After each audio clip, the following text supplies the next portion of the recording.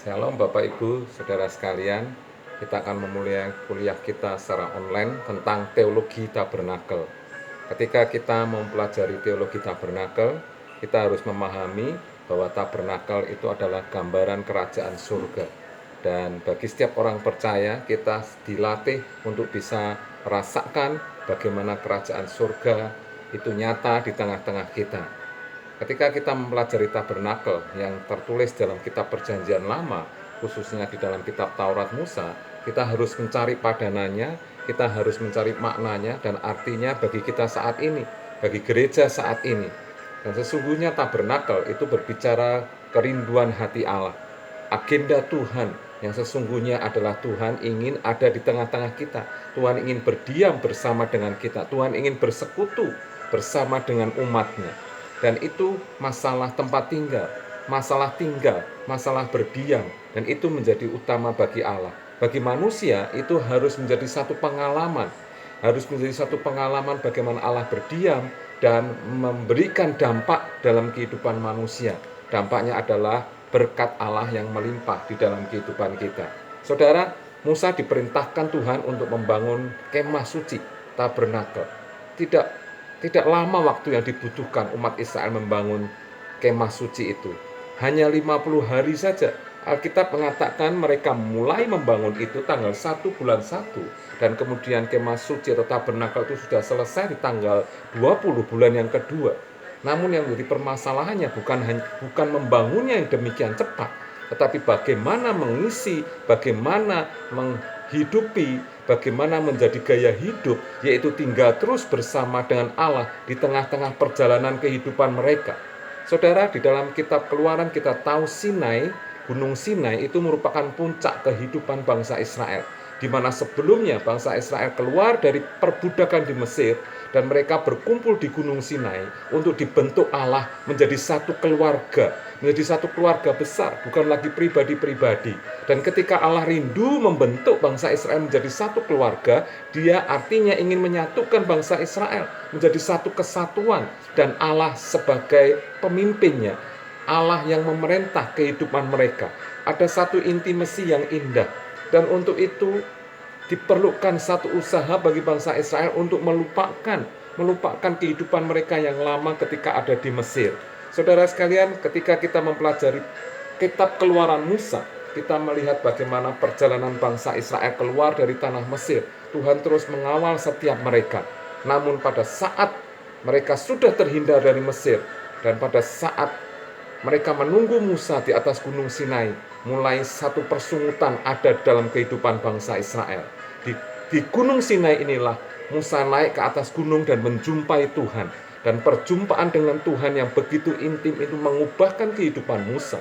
Dan Tuhan ingin bangsa Israel, umat Israel yang menunggu Musa di bawah juga mengalami satu perubahan. Perubahan itu caranya, faktanya adalah ketika Allah diam di antara mereka, ketika Allah melihat mereka, ketika Allah mengatur kehidupan mereka. Oleh karena itu, di dalam Keluaran pasal 25 ayat 31, Allah ingin terus diam di tengah-tengah bangsa Israel. Di dalam perjalanannya selama 40 tahun mengelilingi padang gurun, Allah ingin selalu bersama dengan mereka. Bagaimana? Bukankah mereka harus bergerak meninggalkan Sinai?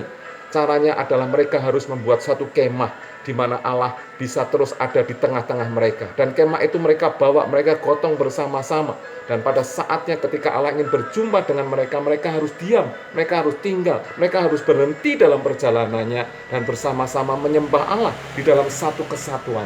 Itulah inti daripada pemahaman tabernakel. Ketika kita mempelajari tabernakel, kita melihat banyak simbol-simbol, banyak angka-angka yang dituliskan. Dan itu kita harus mengerti semuanya adalah nubuatan dan penggenapannya ada di dalam perjanjian baru. Penggenapannya ada di dalam gereja.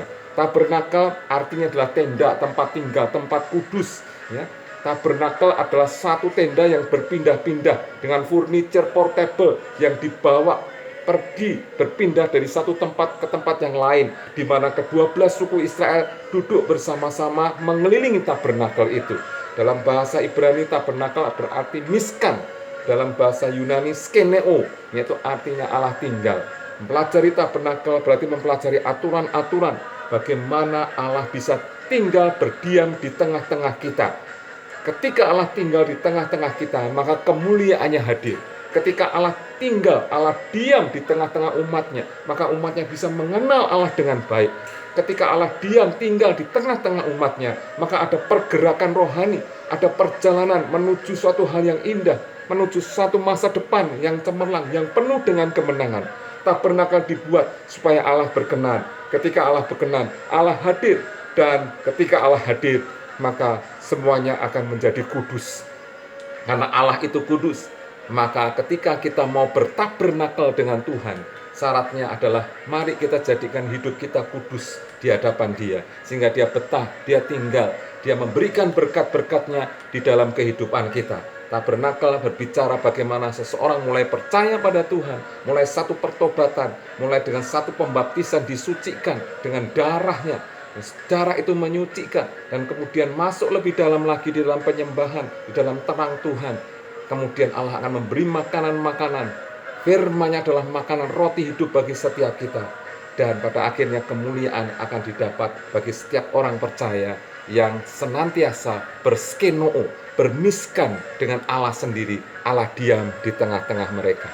Mari para mahasiswa semuanya, mari kita dalami tahap demi tahap perjalanan Tuhan, bangsa Israel bersama Tuhan di dalam tabernakel ini, dan makna masing-masing bagian dari tabernakel itu. Dan pasti kita akan diberkati dan kita akan mendapatkan rema darinya. Terima kasih, Tuhan Yesus memberkati.